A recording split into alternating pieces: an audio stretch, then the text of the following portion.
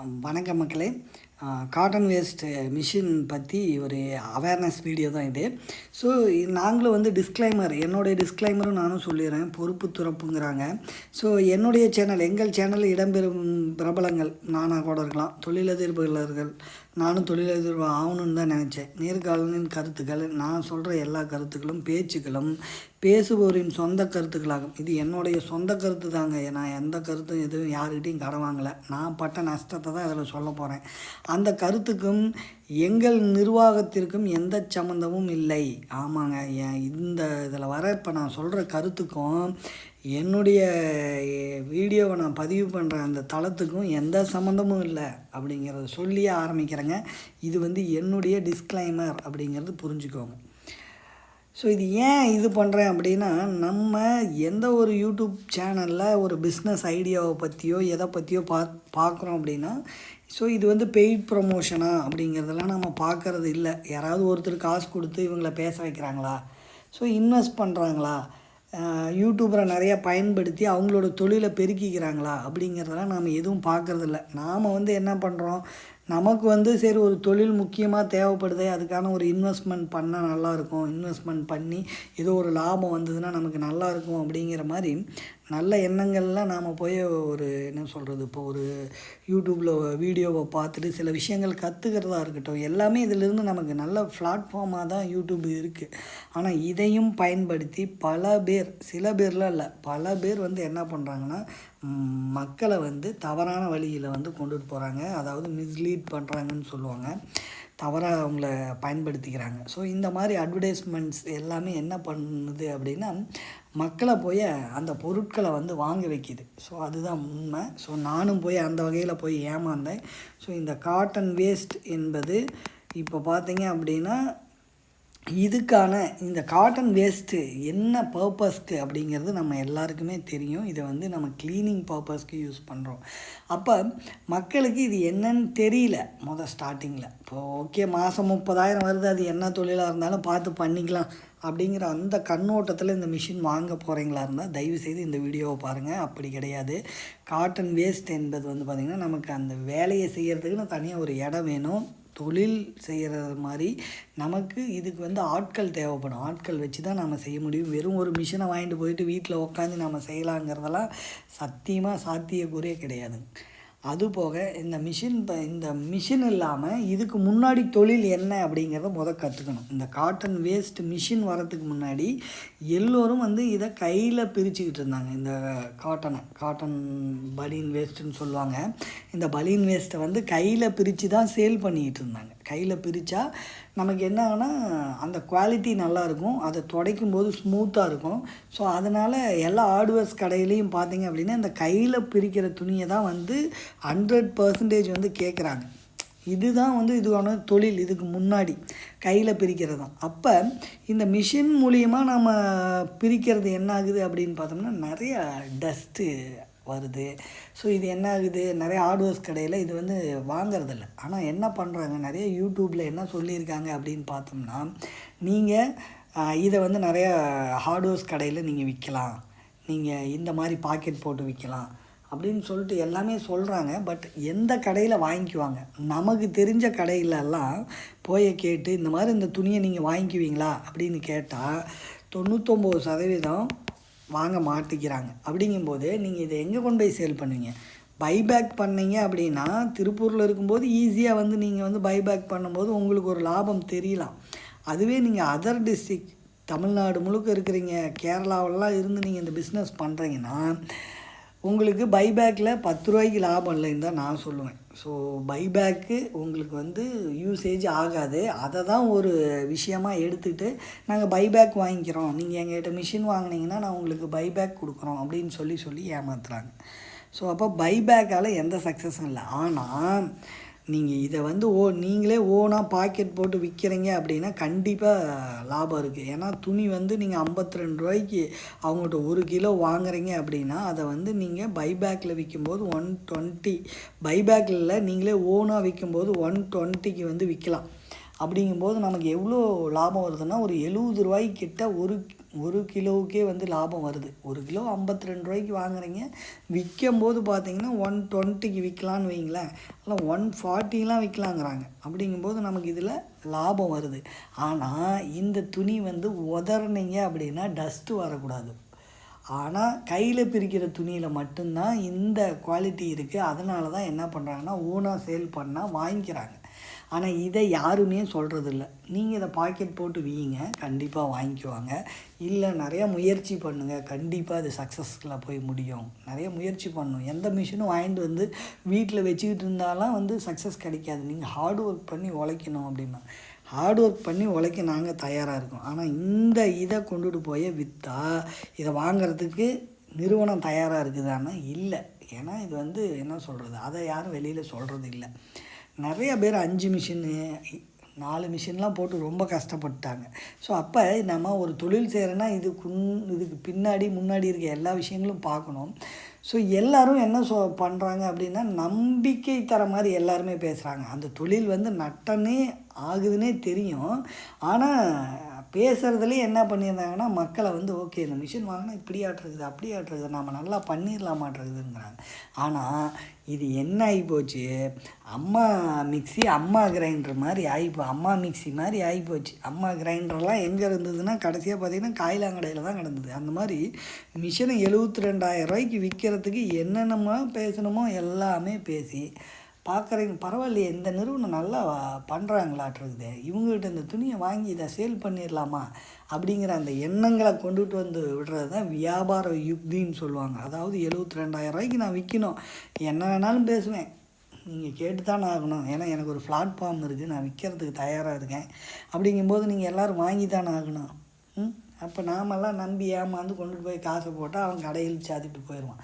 சிலர் கடை இழுத்து சாத்தாமல் இந்த தொழில் நட்டம்னே தெரிஞ்சுட்டு இன்னும் பண்ணிக்கிட்டு இருக்காங்கன்னா பார்த்துக்கோங்களேன். நாம் அந்தளவுக்கு முட்டாளாக இருந்திருக்கணும்.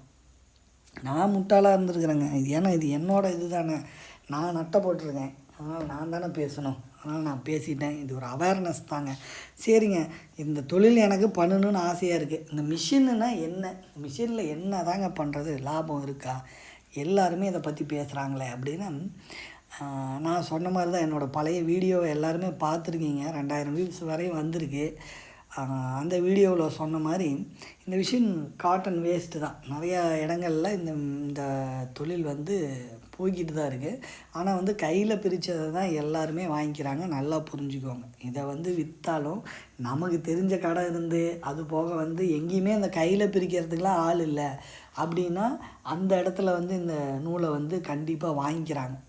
இப்போ சில இடங்களில் கையில் பிரிக்க ஆள் இல்லைங்கும்போது இந்த மிஷினில் பிரித்ததே போதும், ஓரளவுக்கு என்ன சொல்கிறதா நல்லா உதறி அதை கொடுத்தா போதும், அதையே கொடுத்தா அதை வாங்கிக்கிறாங்க. அது போக சில நிறுவனங்களில் பார்த்திங்கன்னா அமேசான்லேயே சேல்ஸ் பண்ணுறாங்க. அப்போனா நல்லா உதறி அதை இந்த மிஷினில் பிரிச்சதே நல்லா உதறி டஸ்ட்டு வராத மாதிரி பண்ணி அதுக்கப்புறம் வந்து இது அமேசானில் சேல்ஸ் பண்ணுற அளவுக்கு கூட, வெப்சைட்டில் சேல்ஸ் பண்ணுற அளவுக்கு கூட இந்த இது இருக்காங்க, பண்ணிட்டு தான் இருக்காங்க. பட் இது வந்து ஒரு சாதாரண ஒரு ஹவுஸ் ஒய்ஃபுக்கெலாம் இந்த தொழில், அதாவது வீட்டில் இருக்கிறவங்க ஒரு வயசானவங்களாம் செய்யலாமான்னா கண்டிப்பாக இது முடியாத ஒரு காரியம்தான். ஸோ அது நமக்கு புரியறதில்ல. ஏன்னா எப்பயுமே நாம் ஒரு விஷயங்களை நம்பி ஏமாறுறது தானே நமக்கு என்ன சொல்கிறது, ஒரு ஆசையோடு ஒரு விஷயத்தை வாங்குவோம். அப்போ அதுக்கப்புறம் தானே தெரியும் ஓகே இதில் இவ்வளோ பிரச்சனை வருமா அப்படிங்கிறதெல்லாம். ஸோ அதுதான் இந்த இது. ஸோ இந்த இதை பற்றி நானுமே வீடியோ போட்டிருக்கேன். இது வந்து லாஸஸ் நிறையா ஏற்படுது அப்படின்னு சொல்லிட்டு நிறைய அதில் இருக்கிற அந்த பொருள் கூட ரிட்டன் அவங்களே பண்ணி கொடுத்தா கூட பரவாயில்ல, அதுவுமே அவங்க பண்ணி தர மாட்டேங்கிறாங்க. மிஷின் மட்டும் வாங்கிட்டு அதுக்கப்புறம் வர நஷ்டம், நிறைய செலவுகள் வைக்கும் போதெல்லாம் அதை பற்றி அவங்க ஏதோ ஒரு சப்போர்ட் பண்ணால் பரவாயில்ல, அதுவும் நிறுவனம் பண்ணாது. மிஷினுக்கு அக்ரிமெண்ட் போட்டு கொடுத்துருவாங்க, அவ்வளோதான். அதுக்கப்புறம் நம்ம பேசுகிறதுக்கெலாம் ஒரு வழியும் இல்லை. இதெல்லாம் யாரும் சொல்ல மாட்டாங்க. நீங்கள் யூடியூப்லாம் பார்த்துட்டு போய் ஒரு தொழில் தொடங்கினீங்கன்னா நீங்கள் நாமம் போட்டுக்கிட்டு தான் போகணும். எல்லோரும் இந்த தொழில் செஞ்சு சக்ஸஸ் ஆகலாங்களாம், அப்படிலாம் வாய்ப்பே இல்லைங்க. அப்புறம் இன்னும் என்ன போல, இந்த மிஷின் வந்து தமிழ்நாட்டுக்கே புதுசாக, இதெல்லாம் தமிழ்நாட்டுக்கு இல்லை இந்தியாவுக்கே இந்த மிஷின் புதுசாக இருந்தாலும் இதெல்லாம் தேவையே இல்லைங்கிறேன் நான். இதனால் மக்களுக்கு நல்ல ஒரு இப்போ தறி எல்லாருமே இந்தியா முழுக்க தறி யூஸ் பண்ணாங்க. இதனால் ஒரு பிரயோஜனம் இருந்தது. எல்லாருமே தறி யூஸ் பண்ணாங்களா, தறி போட்டு எல்லாருமே ஓட்டுறாங்களா.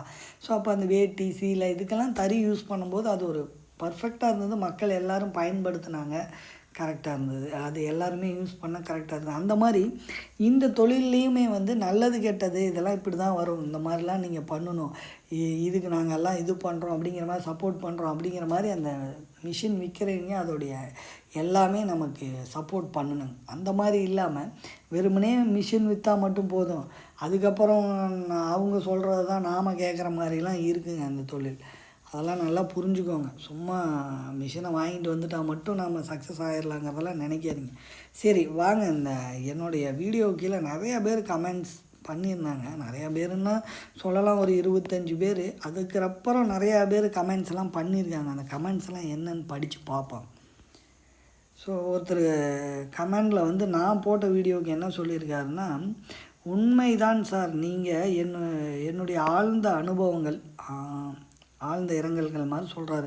நானும் திருப்பூரிலிருந்து வீடியோ போடும் இந்த மிஷின் ஓனர்ஸ் அனைவரையும் தொடர்பு கொண்ட அவ்வளவு சம்பாதிக்கலாம் எவ்வளவு சம்பாதிக்கலாம் அப்படின்னு பொய் வாக்குறுதி கொடுத்து மக்களை ஏமாற்றுகிறார்கள் என்று பல முறை கூறியுள்ளேன்.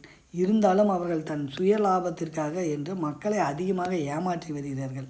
அதனால் தயவு செய்து இந்த மிஷினை யாரும் வாங்கி ஏமாற வேண்டாம்னு என்னோடய சப்ஸ்கிரைபரில் ஒருத்தர் சொல்லியிருக்கிறாங்க. சரி, அடுத்தது யார் சொல்கிறாங்க? சூப்பர் சார், இந்த பிரச்சனையை ஏன் எந்த யூடியூபர் கூந்தலும் பேசலை? தான் பொழைச்சா போதும், எவன் வீட்டுக்குள்ளே போனால் என்ன, நம்ம காசு பார்த்தா போதும் அப்படின்னு ஒரு சப்ஸ்கிரைபர் அனுப்பிச்சிருக்காரு. அடுத்தது இன்னொருத்தர், ரொம்ப நன்றி சார், உண்மையான பதிவு அப்படின்னு. இப்போ கண்டிப்பாக இது நான் உண்மையான பதிவாக தான் இருந்திருக்கணும். நானும் வாங்கிட்டு ஏமாந்துட்டேன் சார், தனியால் நஷ்டம்தான், 72,000 ரொம்ப கஷ்டமாக தான் சார் இருக்குது அப்படின்னு சொல்லி ரேவதி அப்படிங்கிறவங்க ஒரு சப்ஸ்கிரைபர் வந்து அதை சொல்லியிருக்காங்க. அடுத்தது, இதை வாங்க ஆள் இல்லை, வேஸ்ட்டு, யாரும் வாங்கிறது இல்லை, இதை வாங்க ஆளே இல்லையாம், இந்த வேஸ்ட்டை யாரும் வாங்கிறதே இல்லை அப்படின்னு ஒரு சொல்லியிருக்காரு. நான் சொல்லியிருந்தேன், அதே தான் அங்கேயும் நடந்திருக்குது. தயவுசெய்து இதை யாரும் வாங்காதீங்க. நான் 3 மிஷினை வாங்கி ஒரே வாரத்தில் நஷ்டத்தில் ஈடுபட்டேன். இது ஏமாற்று வேலை. ஒரு மிஷின் ஒரு நாளைக்கு 5 கிலோ கூட ஓடாது. நிறைய இதில் மிஸ்டேக்கே இருக்குது. உங்களுக்கு 3 மிஷினும் வெறும் 50 கிலோ தான் அனுப்பி வைப்பாங்க. போகும் செலவு இறக்கும் செலவு எல்லாம் அதில் போய்க்கணும். பிறகு வேஸ்டேஜில் ப்ராப்ளம் இருக்கிறது, தூளாக போய்விட்டது அப்படின்னு சொல்லி அதை தரையில் உதறி மீதி உள்ளதை தான் எடை போடுவாங்க. அதனால் உங்களுக்கு நஷ்டம் ஆகிடும். இந்த மிஷினை திருப்பி கொடுத்தால் கட்ட பஞ்சாயத்து மூலம் உங்களிடம் பிரச்சனை பண்ணுவார்கள். நாங்கள் 3 மிஷின்களை வாங்கி ஏமாந்து விட்டோம். யாரும் இதை வாங்கி வியாபார வேண்டாம் அப்படிங்கிறாங்க. புரியுதுங்களா? ஏன்னா காசு அதிகமாக போட்டு வாங்குறாங்க. நிறைய யோசித்து தான் செய்யணும் ஒரு தொழிலை. 8 மாதம் ஆச்சு நூல் அனுப்பி இன்னும் பணம் வரலை. கேட்டால் லேபர்ஸு லீவில் போயிருக்கிறாங்களாம். சீட்டர்ஸ் நல்லாவே இருக்க மாட்டாங்க அப்படின்னு போட்டிருக்காங்க. நல்லா பேசுவாங்க, பட் ஏமாத்துறாங்க நண்பா. ஏமாந்திராதீங்க நண்பி. வேஸ்ட்டு மிஷின் ரேட்டு ரொம்ப அதிகம். வாங்கிட்டு இன்கமில் ஒன்றும் வராது.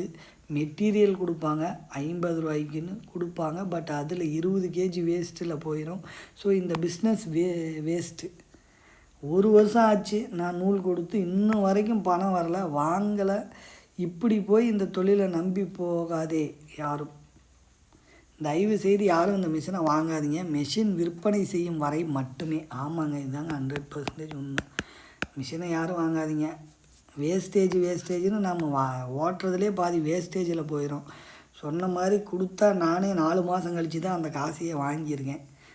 அதுவும் நான் பலர் 8 மாதம் வரையெல்லாம் போயிருக்கேன். இந்த மாதிரி லூஸாக போகிற பிஸ்னஸுக்கு இந்த மாதிரி லாஸில் போகிற பிஸ்னஸுக்கு ஒரு விலாகு வேறு ஏமாத்துறானுங்க. நீங்கள் ப்ரமோஷனுக்கு அமௌண்ட்டு கொடுத்தா நல்லா ஏமாற்றுவானுங்க.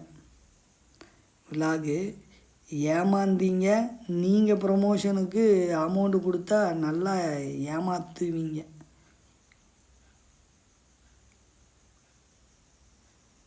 ஸோ இதை வந்து ப்ரொமோஷன் பண்ணுறாங்க, அதுக்கெல்லாம் வந்து இது லாஸில் போகிற பிஸ்னஸுக்கே வந்து ஒரு விலாகா, இதுக்கு வேறு ஏமாத்துறதுக்கு வேறு ஒரு ப்ரொமோஷன் வேறு அப்படிங்கிறாங்க. அமௌண்ட்டு கொடுத்து நல்லா ஏமாற்றுவானுங்க அப்படிங்கிறாங்க. நெகட்டிவ் கமெண்ட்ஸுக்கு மட்டும் ரிப்ளை இல்லையே, ஒன்ஸ் நீங்கள் அதை ஷார்ட் அவுட் பண்ணால் அவங்க கமெண்ட்ஸ் கீழே ஒரு கான்வர்சேஷனில் சொல்யூஷன் தரலாமே, பிகாஸ் செய்யணும்னு நினைக்கிறேன் அப்படிங்கிறாரு. அப்போ நீங்கள் நெகட்டிவ் கமெண்ட்ஸுக்கு ரிப்ளையே இல்லாமல் இருக்குதே, நாங்கள் என்ன பண்ணிட்டோம் அப்படியே ஒருத்தர் கேட்டிருக்காரு. ஏன்னா நாம் இதை செய்யணும், இந்த தொழிலை செய்யணும்னு நினைக்கிறோமே அப்படின்னு. ஒருத்தர் தினசரி 10 கிலோ கூட உற்பத்தி செய்ய முடியாதுன்னு போட்டிருக்காரு. இதெல்லாம் அனுபவங்கள் தானே, தெரிஞ்சுக்கோங்க. புதுசாக மிஷின் போடுறீங்களா, ஒரு நாளைக்கு 10 கிலோ எடுப்பதே பெரிய விஷயம். அது மட்டும் இல்லை, அதிக டஸ்ட்டு வரும், மூச்சு முட்டி சீக்கிரமே ஆஸ்துமா வந்து தான் போயிடணும். அதுவும் நடந்ததுங்க, ரொம்ப கஷ்டம். Only selling machine that cheating the people bloody சீட்டர்ஸ்ன்னு போட்டாங்க ஒரு கமெண்டர்ஸ். அடுத்த டேஞ்சரில் என்னங்க போட்டிருக்கேன்னா, மக்கள் ஏமாற வேண்டாம், ஃப்ராடு பண்ணுறாங்க, நம்பாதீங்க.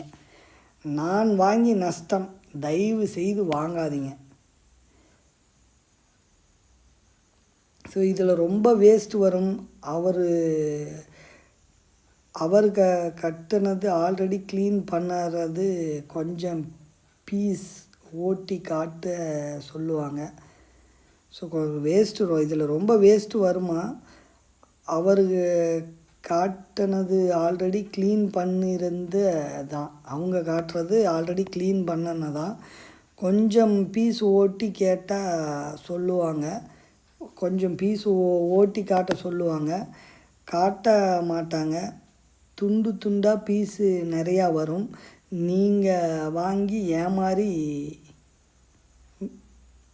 நாங்கள் வாங்கி ஏமாறி விட்டோம் அப்படின்னு சொல்லி கேரளாவிலேருந்து ஒருத்தர் கமெண்ட் பண்ணியிருக்காருங்க. அதில் ரொம்ப வேஸ்ட்டு வரும் அப்படிங்கிறத நம்ம புரிஞ்சுக்கலாம். ஏன்னா அந்த கமெண்டை படிக்கவே நமக்கு சொல்ல போனால் அவர் கேரளாவிலேருந்து எழுதி அனுப்பிச்சிருக்கிறாரு. பார்த்துக்கோங்க, தமிழ்நாடு மட்டும் இல்லை, கேரளாவே ஏமாற்றிருக்காங்க சேர்த்து. ஸோ இந்த மாதிரி இப்போ எந்த ஒரு தொழிலாக இருந்தாலும் நம்ம எதிர்பார்க்குறது அதுதான். ஸோ நீங்கள் நியாயமாக அந்த தொழில் செய்கிறதுக்கு உண்டான எல்லா விஷயங்களையும் நீங்கள் பண்ணி கொடுத்தா எந்த தொழிலுமே சிறப்பாக போகும். ஸோ இந்த அவேர்னஸ் வீடியோவில் மக்களும் அதுதான் புரிஞ்சுக்கணும். ஸோ எந்த தொழிலாக இருந்தாலும் சரி, யூடியூப் பார்த்து ஒரு தொழில் தொடங்குறீங்க அப்படின்னா தயவு செய்து அந்த தொழிலை திரும்ப சொல்கிறேன், அந்த தொழில் யார் செய்கிறாங்களோ அவங்கள போய் விசிட் பண்ணி அவங்கள போய் பாருங்கள். மிஷின் விற்கிறவங்கள மட்டும் என்றைக்குமே நம்பாதீங்க. அவங்க மிஷினை கொடுத்துட்டு அதுக்கப்புறம் அவங்களுக்கு நாம் அடிமையாகிடுவோம். தயவு செய்து எந்த தொழில் எத்தனை மிஷின் போட்டாலும் சரி, இந்த மிஷினை செய்யணும், இதை வச்சு நம்ம லாபம் சம்பாதிக்கணுன்னா தயவு செய்து அந்த மிஷின் போட்டிருக்கிறீங்களா போய் எல்லாம் வாட்ச் பண்ணுங்கள். அது போக கேளுங்க, இந்த மாதிரி மிஷின் போட்டு உங்கள்கிட்ட சக்ஸஸாக இருக்கிற நம்பர்லாம் கொடுங்க, நாங்கள் பேசணும், இல்லை நாங்கள் டைரெக்டாக போய் அவங்களெல்லாம் பார்த்துட்டு வரோன்னு கேளுங்க. அப்போ என்ன சொல்கிறாங்கன்னு தெரியும். முக்கா என்ன சொல்கிறது, நீங்கள் அப்படி கேட்டிங்கன்னா எல்லாருமே பின்வாங்குவாங்க, யாருமே நம்பர் தரமாட்டாங்க. அப்படி தந்துட்டா அந்த நம்பரில் வாங்கி அந்த கம்பெனியை நம்பி தாராளமாக நீங்கள் இந்த பிஸ்னஸை தொடங்குங்க. அதுபோக இன்னும் இந்த செமி ஆட்டோமேட்டிக் மிஷின்ஸ்லாம் இருக்குது, அதெல்லாம் பற்றி பேசுவோம். இந்த வீடியோவை தயவுசெய்து எல்லோருக்குமே ஷேர் பண்ணுங்கள், சப்ஸ்கிரைப் பண்ணுங்கள். இந்த மாதிரி தொழில் மூலிமா நம்பி ஏமாந்துருக்கேன் நானுமே. ஸோ இந்த மாதிரி கூட்டங்கள் என்ன சொல்கிறது, நாட்டுக்கு நல்லதா அப்படின்னா கண்டிப்பாக கிடையாது. ஸோ நல்ல ஒரு பிளாட்ஃபார்மை கெட்ட பயன்பாட்டுக்கு யூஸ் பண்ணிகிட்ருக்காங்க. ஸோ மக்கள் யாரும் இதை நம்பி ஏமாற வேண்டாம். கண்டிப்பாக இதை சொன்ன மாதிரி என்னுடைய சேனலில் இதை ஒளிபரப்புறது என்னுடைய தனிப்பட்ட பிரச்சனைக்காக தான் நான் ஒளிபரப்புகிறேன். ஸோ நான் இதில் நஷ்டப்பட்டுட்டேன். நல்ல விஷயங்களை மக்களுக்கு கொண்டு போய் சேர்க்கணுங்கிறதுக்காக தான் இதை திரும்ப நான் இதை பதிவேற்றேன். கண்டிப்பாக இந்த வீடியோவை அனைவருக்கும் ஷேர் பண்ணுங்கள். நன்றி, வணக்கம்.